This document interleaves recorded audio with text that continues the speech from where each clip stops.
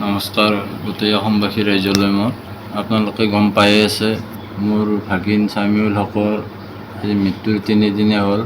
কেছটো বৰ্তমান সঠিক দিশেৰে আগবাঢ়ি আছে। গোটেই অসমবাসী ৰাইজ আমাৰ লগত আছে।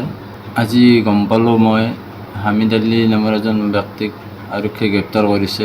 তেখেতে মোৰ ভাগিন হয়। মোৰ নিউজত মই পাই আছোঁ থাকাৰ তেখেতে কেছটো উঠাই লোৱাৰ কাৰণে আমাক জোৰ দি থকা বুলি কৈছে। তেখেতে আমাক কেছটো উঠোৱাৰ কাৰণে একো কোৱা নাই, কেছটো উঠোৱাৰ কাৰণে জোৰো দিয়া নাই। জাষ্ট তেখেতৰ লগত আমি এনে কথা পাতি আছিলোঁ কেছটোৰ বিষয়ে। তেখেতে সহযোগ কৰিম বুলি আমাক কৈ আছিল। তেখেতে খালি কৈছিলে মোক বা নিউজত বৰ্তমান সেনেকৈ কৰিব নালাগে, ভাগিনজনৰ ট্ৰিটমেণ্টৰ ক্ষেত্ৰত গুৰুত্ব দিব দিছিল তেখেতে। কিন্তু মই আজি নিউজত পাইছোঁ তেখেতে গ্ৰেপ্তাৰ কৰিছে কেছটো উঠোৱাৰ কাৰণে। তেখেতে বোলে মোক কেছটো উঠোৱাৰ কথা কৈছিল। একচুৱেলি তেখেতে মোক কেছটো উঠোৱাৰ কথা কোৱা নাই আৰু সেনেকৈ ৰেকৰ্ডিং মই দিয়াও নাই নিউজত। এইখিনিয়ে মোৰ ক'ব লগা আছে।